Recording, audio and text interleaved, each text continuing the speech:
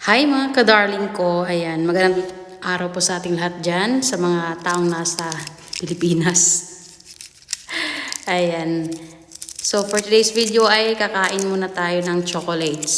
So ito yung chocolates na hindi ko pa nakain noon, so since hindi pa man siya expire, kakainin natin. Kasi hindi maubos ng aking anak ang ating chocolates. Ayan, so sino bang kaway-kaway dyan sa mga mahilig kumain ng chocolates?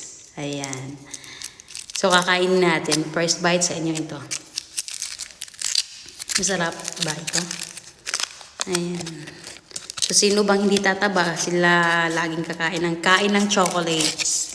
So, nami-melt siya kasi nga, dito sa China is summer. So, since wala siya sa malamig na area, natutunaw na siya. So, may kunting tunaw na siya. Pero, masarap pa naman. Diba? First bite. Sarap. Sarap. Actually, dili kay ko hilig sige kaog chocolates kay dali ako magtambok. So, since sayang kay siya kaunon, dili kay ko hilig jud sige palit og kanang mga chocolates. Pero akong anak hilig og chocolates.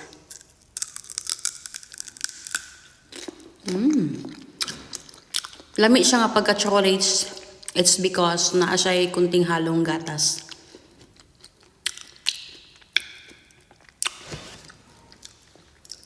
Grabe ka init, di ba? Siguro today is nasa more than 30 degree ang ihang kainit. So, kaya siya na chocolate is, ano po siya, famous po siya dito sa China.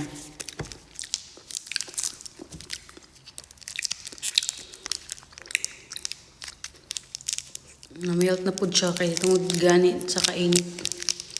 Sa panahon, nambog po dito sa third floor.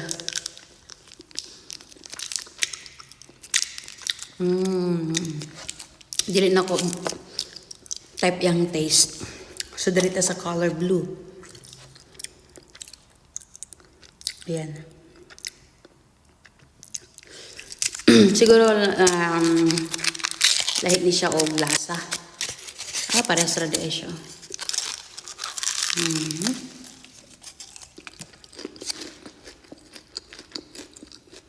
Tabang mudri kaon.